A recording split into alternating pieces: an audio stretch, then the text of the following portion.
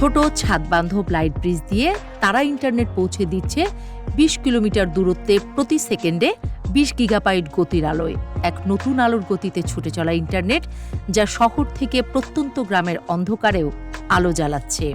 বৃষ্টি কিংবা পাখি, কোনো কিছুই যাতে এই লেজারের পথে বাধা দিতে না পারে, এজন্যই তারা তৈরি করেছে অটো ট্র্যাকিং সিস্টেম, যা প্রতিনিয়ত লেজারের দিক সামঞ্জস্য করে রাখে। ফলে সংযোগ থেকে যায় স্থির, অটুট আর নির্ভরযোগ্য। লেজারের এই আলোর সেতু শহর থেকে গ্রাম, এমনকি দুর্যোগের সময়ও নতুন ভরসা। এই ১২টি দেশে এই প্রযুক্তির সক্ষমতা প্রমাণ করেছে।